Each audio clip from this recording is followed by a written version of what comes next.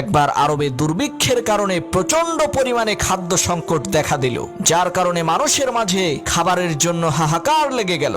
এমন সময় হযরত উসমান গনি রাদিয়াল্লাহু তাআলা আনহুর 1000 মণ গমের একটি চালান বিদেশ থেকে মদিনায় পৌঁছালো। তৎকালীন আরবের বড় বড় কয়েকজন ব্যবসায়ী হযরত উসমানের কাছে যেয়ে বলল, হুজুর, দুর্দশা পীড়িত অসহায় মানুষের কষ্ট দূর করার জন্য আপনার সমস্ত গম আমরা 50% লাভে কিনে নিতে চাই। এর মানে হলো, যদি আপনার গমের দাম 100 টাকা হয়, তাহলে আমরা সেই গমের দাম 150 টাকা দেব। তাদের এই কথা শুনে হযরত উসমান বললেন, তোমরা যদি আমাকে এই গমের দাম 1000 গুণ বাড়িয়ে দাও, অর্থাৎ গমের দাম যদি 100 টাকা হয়, আমাকে 1 লক্ষ টাকা দিতে হবে, তাহলে আমি তোমাদের কাছে গম বিক্রি করতে রাজি আছি। কারণ একজন আমাকে এই গমের দাম 700 গুণ বাড়িয়ে দিতে চেয়েছে, অর্থাৎ আমার গমের দাম যদি 100 টাকা হয়, তাহলে সে আমাকে 70,000 টাকা দেবে। হযরত উসমানের এই কথা শুনে ব্যবসায়ীরা অবাক হয়ে বলল, সর্বনাশ, এত বেশি পরিমাণে লাভ দিয়ে কে আপনার কাছ থেকে গম নিতে চেয়েছে?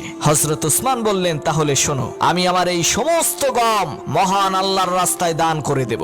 আর আমার আল্লাহ পবিত্র কোরআনুল কারীমে সূরা বাকারার 261 নম্বর আয়াতে ওয়াদা করেছেন, যে ব্যক্তি আমার রাস্তায় কোনো জিনিস দান করবে, আমি তার সেই দানের সওয়াবকে 700 গুণ বৃদ্ধি করে দেব।